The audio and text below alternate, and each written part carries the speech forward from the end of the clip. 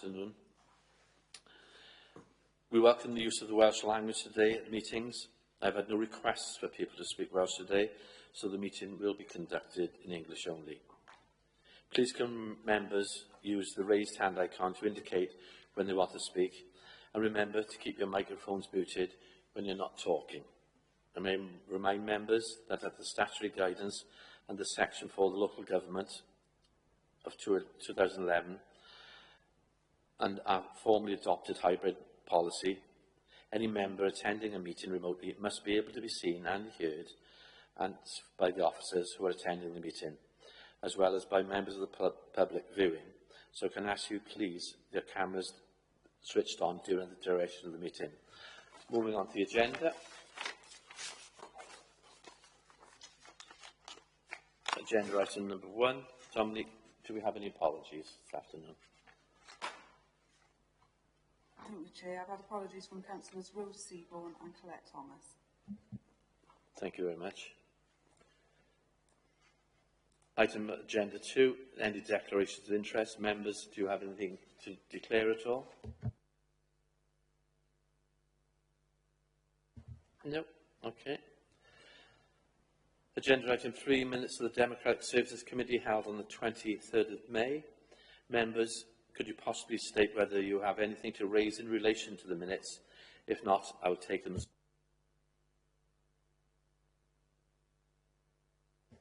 Okay, take them as approved then. Agenda item 4, action sheets. Members, the action sheet includes updates what has been done to implement the committee's previous decisions. There are currently no outstanding actions. Agenda item 5, draft family absence policy. I will ask Tom Roberts, Business and Democratic Services Manager, could you present this report, please, Tom? Thank you, Chair, and good afternoon, members. All councils in Wales are required to put in place a member's family absence policy. The purpose of the draft family absence policy is to set out members' entitlement and responsibilities under 5 distinct types of absence relating to maternity absence, newborn absence, adopter's absence, new adoption absence and parental absence. The policy provides entitlement to elected members who have babies or become responsible for looking after children to be able to continue as members with a recognised legitimate absence in an open fashion rather than them being potentially subject to criticism for not fulfilling their duties as members. The policy is intended to support the well-being and performance of elected members and to enhance diversity and representation in democracy. The policy outlines an elected member's entitlement when taking leave for the following reasons. Maternity absence, members giving birth are entitled to up to 26 weeks maternity leave. Newborn absence, if the elected member is the biological father or nominated carer, there is an entitlement for up to 2 weeks. Adopter's absence, a member who adopts a child through an approved adoption agency should be entitled to up to 26 weeks adoption leave. New adoption absence, a member who is in a relationship with another person who is adopting a child may take 2 weeks new adoption absence. And finally, parental absence, a member shall be entitled to parental absence if they become responsible for the care of a child under the age of 14 years. The Head of Democratic Services will take the responsibility for dealing with notifications of family absence, who will then inform the presiding member, the Chair of Local Authority's Democratic Services Committee and the leader of each political group of the local authority. Finally, the policy covers considerations related to the withdrawal of a request for family absence, the related appeals process, duties whilst a member is on family absence, remuneration and political balance. It is the intention to take this policy forward to Council for adoption, but we would welcome the views of members of the Democratic Services Committee regarding any changes or additions they would suggest. Thank you, Chair. Thank you, Tom. Members, any questions, please? Stuart? I think this is brilliant, but I do have a question in regard to other forms of carer, which don't seem to be there. I mean, it does mention young people's carers. What about people who are caring for sick people, disabled people, and end-of-life care? Do we have a policy? Do we have policies on that that may be linked to this? because obviously they're a home carer, and I'm sure there are other members of carers for people with that. I don't want to throw a spanner in the work because I think this is. But do we need to consider that as well? Because I know a lot of members are carers for that, or do we already cover it? Thank you, Stuart. Tom? I mean, through this policy, yeah, I mean, the short answer is no. The policy has been put in place in response to a statutory requirements around family absence, so that is what it covers. I would have to check what provisions there are within the Constitution as it currently stands around what wider caring responsibilities, and I'd be happy to look at that and discuss it with the committee in the future. May I come back, Chair? I wouldn't want to delay this because this is brilliant, this is essential. But at the end of the day, caring responsibility for and a lot of stuff at the moment for young people, you know, can be that as well. But I do think if you're somebody in a normal work situation, which as members we're not, you would be you can suggest that, but it's not the same as I know. You know, as I've just said, caring for an adult or with disability, or caring, or all those things, because I think there's a considerable amount of experience to that, and it's unfortunately done gratis most of the time. And I think it's reflected in the population as well. So the three I suggested there, which people with disability, and also bereavement, which is the other one, because maybe we need to look at that. Thank you for that, Tom. Thank you, Stuart. And as I said, Tom, we will look into that. And I think especially the bereavement one. I mean, I mean, every company I know they have bereavement leave, but does that come into that one at all, Tom? Again, I'd have to look into what provisions there are within the Constitution as it stands. This is purely about, you know, the care of children, and you know, look some of the examples Councillor Ashley has given there about, you know, care for elderly or disabled. You know, they are going to be long-term arrangements. This is a policy to cover, you know, a newborn or a new adoption, and enabling a member in that situation to take a number of weeks off and not have to worry about council duties. Whereas I would expect, you know, those instances, some of the instances that Councillor Ashley has mentioned, that, you know, not all of them, but some of them to be, you know, long-term arrangements. I don't want to preempt anything, but I will look into that for myself and Councillor Ashley. Yeah, thank you, Tom. Chair, if I may, I was hesitant to raise this. Simply, Tom is right about the long-term arrangements, but some are kind of emergency arrangements as well. No, I totally accept what Tom's saying there. And you know, as far as caring is concerned, and members, you know, perhaps not being able to attend meetings because of those arrangements, that is why we've put things in place such as, you know, remote meeting, hybrid meetings, so, you know, members can better juggle work and family life. So there are provisions there, but I feel it's something that needs to be looked into. Okay, Stuart, you're happy with that? Okay, thank you. Thank you for that, Tom. Okay, members, the recommendations are on page 13. Anybody against? Any abstaining? All in agreement with it? Yeah, take it as agreed. Thank you. Agenda item 6 then.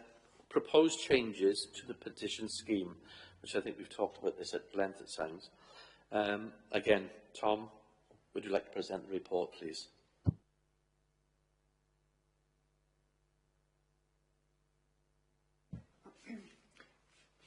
Welsh councils are required to develop and publish a petition scheme and review the scheme from time to time. Torfaen Council recognises and values the contributions of local people and active democratic public participation has been essential to ensure the needs and aspirations of local people are at the heart of decision-making. The petition scheme allows members of the public to submit petitions either as a paper hard copy or via an e-petition, which can be created, signed and submitted online. Guidance on how to submit either a paper or e-petition is available on the Council's website. Following consultation with the Democratic Services Committee, the Council approved the petition scheme on the 28th of June 2022, and it was subsequently included as Appendix 24 of the Council's Constitution. Having reviewed our petition scheme alongside the scheme in other authorities, a number of proposed amendments are suggested, which are set out in Appendix 1. The significant changes are a minimum signatory number proposed following a number of petitions being received by the Council where there was no evidence of significant support from the residents of Torvine. However, I would point out that if there is clear public support in a smaller area, discretion would be applied regarding this figure of 100 signatories. The other changes include clarification around the process of presenting petitions to Council, so that it's clear that members of the public who submit a petition can present it themselves to Council, or they can use their local ward member if their local ward member wishes to, or they can ask the presiding member to read out their petition as well. And finally, there is inclusion of a more comprehensive list of issues that would disqualify a petition from being accepted by Council. The intention is to take this forward for agreement with full Council, as is required for changes to the Constitution, but we would be keen to take views of the Democratic Services Committee prior to adoption. I'd be happy to take any questions. Thank you, Tom. Members, any questions?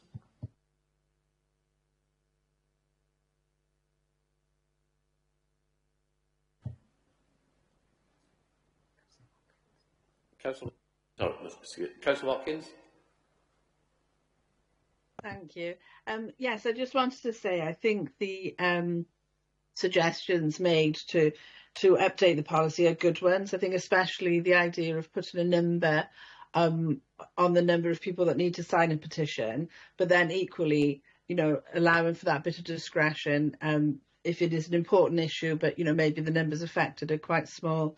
And then, the list of reasons about why the Council might not accept a petition, I think it's made the whole policy a lot clearer.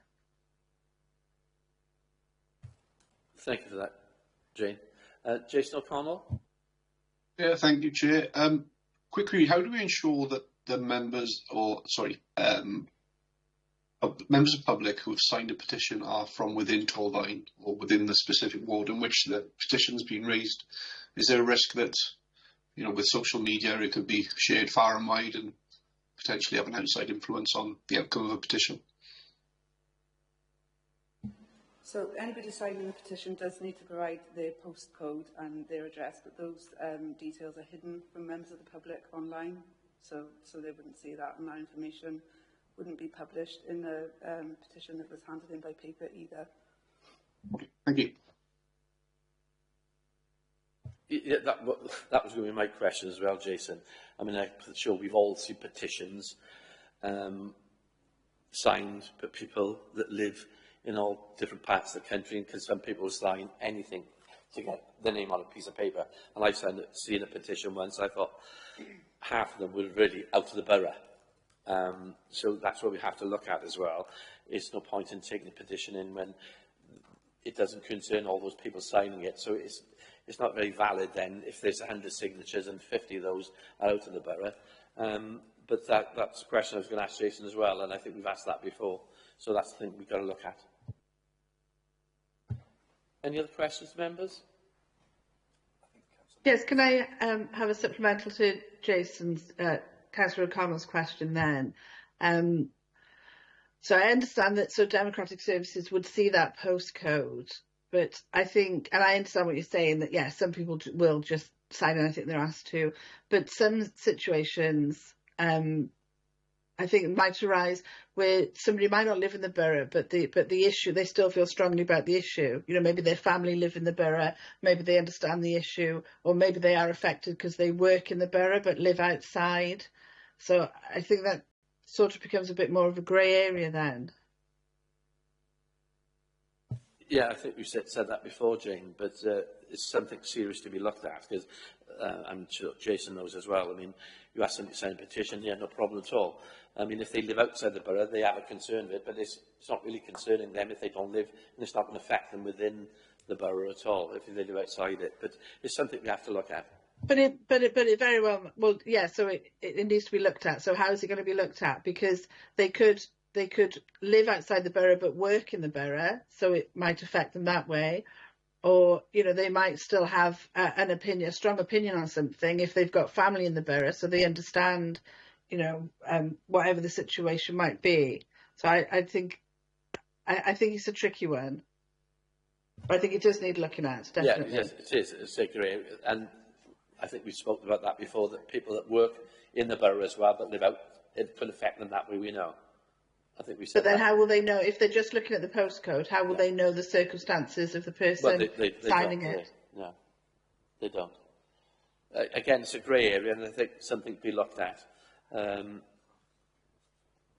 you got an opinion on that, Tom?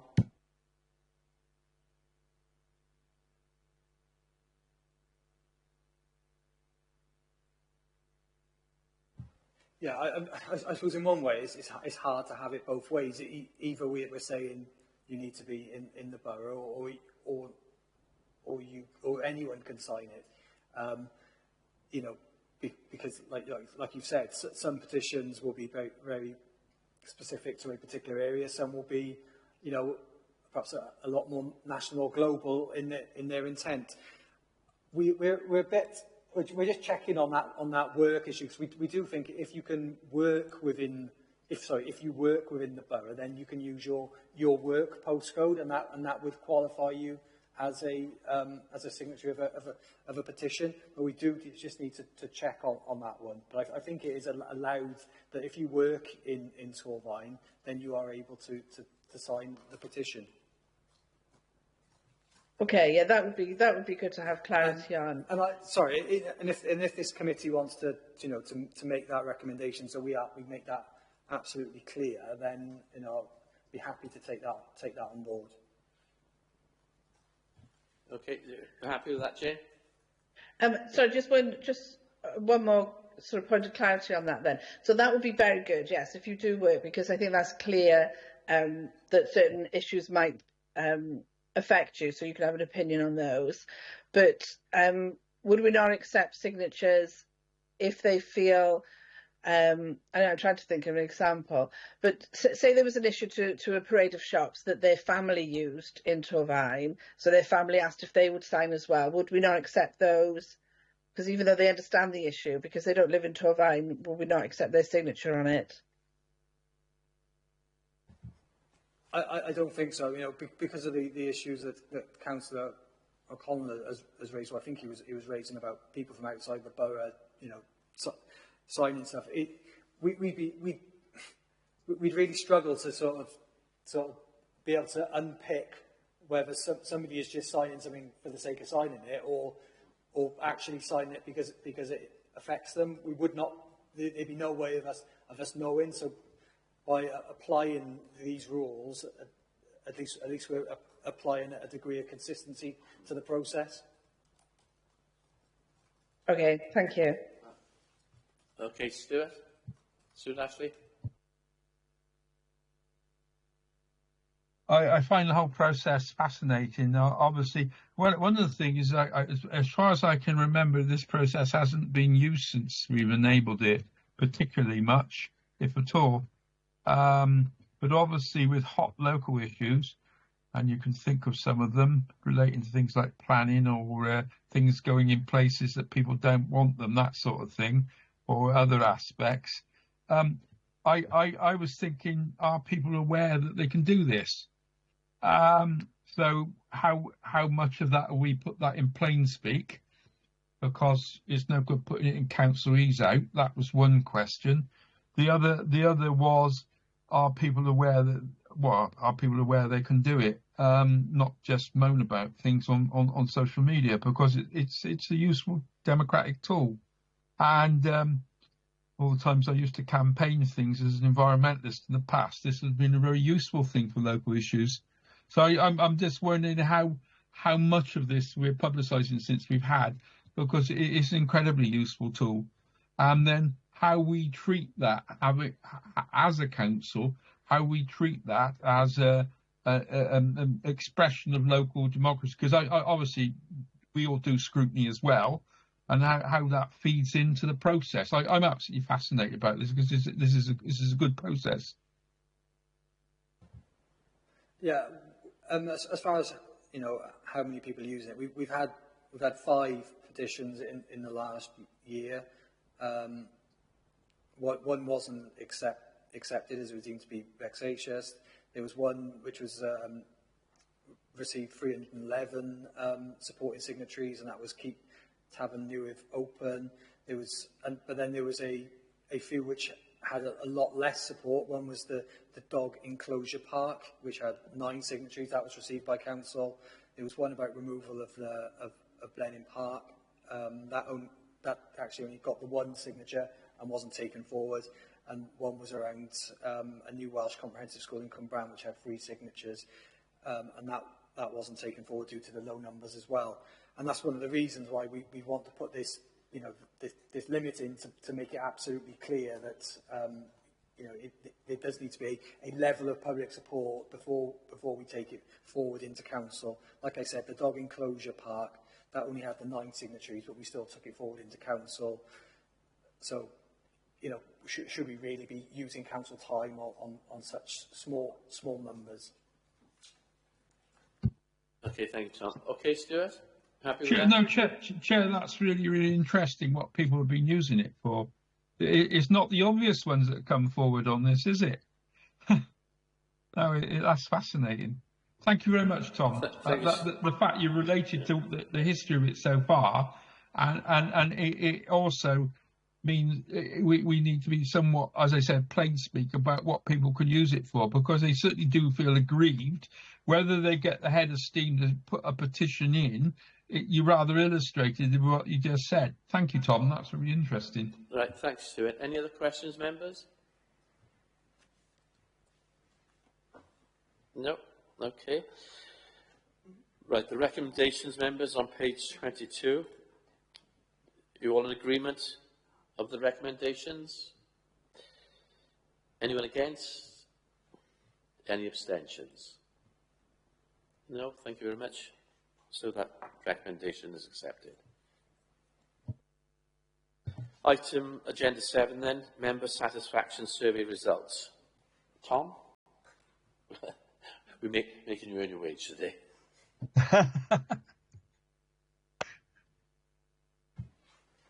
Thank you, Chair.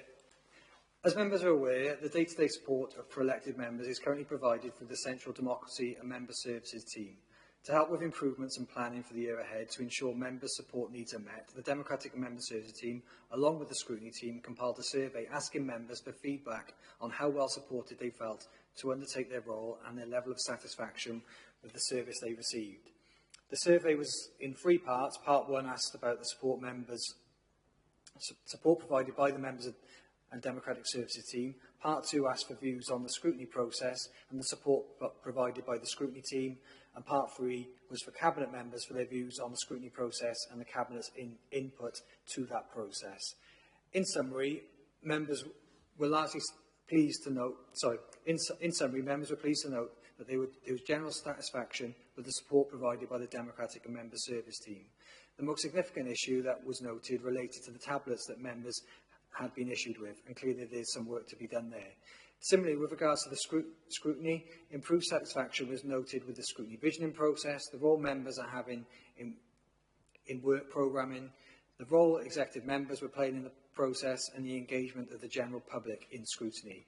However, from the responses received, areas we will be looking to work on include understanding some of the constraints to effective scrutiny, such as time constraints, member knowledge and member attendance at pre-agenda meetings, and how we can do more to assist that. Furthermore, there were comments indicating more needs to be done to increase member knowledge and awareness of the work of committees that councillors are not members of, and that will be something else we will be looking at in the year ahead. In response to the survey's findings, we have added further actions to the action plan that we developed in response to last year's survey, and this is included in Appendix B. I'd be grateful for members' thoughts on the action plan, particularly on the what more can we do section. I'll be happy to take any questions, and I'm joined by Dominique and Rebecca, who manage the democratic and scrutiny functions within the council. Thank you, Chair. Thank you, Tom. Members, any questions? Thank you, Jane. Yes. On page 121 of the action plan. Action Plan 3, proposals for improvement. It says on there, provide dedicated SRS support in the members' room on the morning of full council. Now, I've used that support quite a few times and it is really useful, but having spoken to them, I thought they were from the IT department, support department in the council, not from SRS. Tom? They are SRS, aren't they, Tom? Yeah, sorry, yeah, they're from the SRS, yeah. I mean, the SRS do provide our IT support, so yes, they are SRS. So is the SRS department and the IT department two separate things, or are they part of the same department?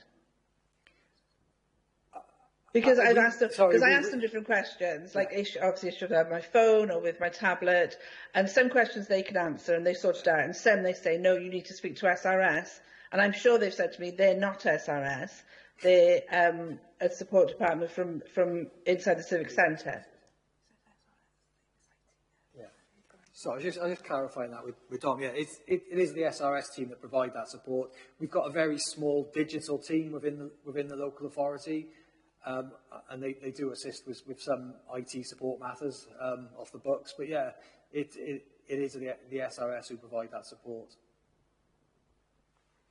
Okay, so the people that can sit in the members' room on the Tuesday mornings, they're from SRS. They're not from the internal department, or are you saying they're the same department?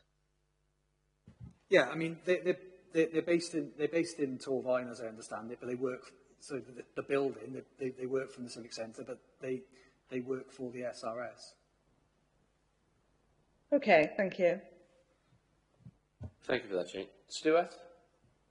The dear old computers and everything, that's the thing you always seem to get the most complaints about.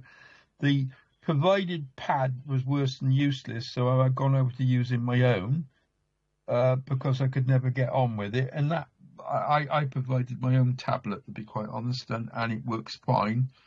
I use my own tablet because I can use it for other things, and I find the council supplied one was so locked down it was useless. As far as the phone's concerned, I'm using a facility that sits on my own phone, which is the best thing he came up with. I was showed by a member of our support staff how to do it, and that's brilliant. That they seem to be able to do more things than anything.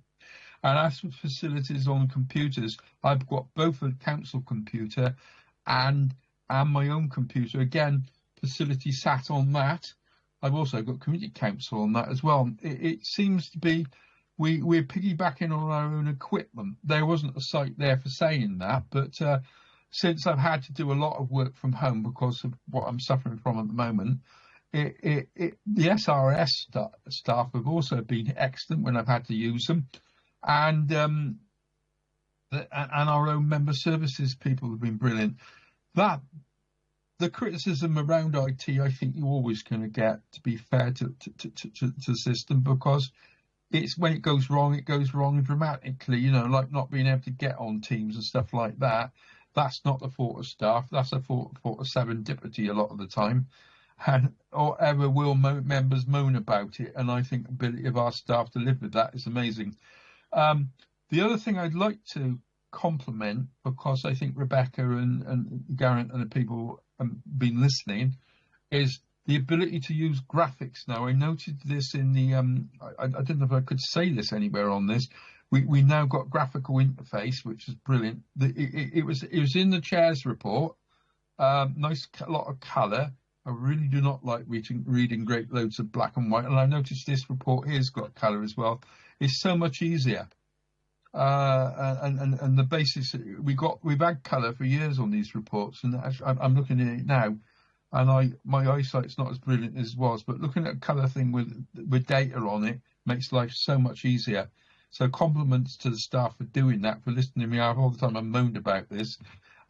We do appreciate data as members, and listening to the type of questions that have been asked by members on here. Even, you know, the data speaks. And members do understand. So using colour charts and stuff like that, I think you guys did a reasonably good job on it. Thank you very much. I did this survey and rather enjoyed it. I've maybe guilty in the past and not filling it in for various reasons, but I did this time and I had fun with it. And I was sort of, have you filled it in yet, Councillor, by Dominic? And I did. And I must admit, I enjoyed filling it in. Thank you. Sorry about that, Chair. Thank you, Stuart. So just with regards to the tablets, they have been challenging because they have required a number of updates, but we are working with SRS to look at ways to make those more user-friendly, so we'll hopefully be in touch with members in due course. Thank you, Dominic. Any other questions, members? No? Okay. Recommendations on page 33. Members in agreement with that? Anybody against? Any abstentions? That's carried then. Thank you, members. Agenda item number 8 is the time and date of the next meeting. The next meeting will be agreed in due course, and members will be notified. Thank you for your attendance today, and I will now close the meeting. Thank you very much.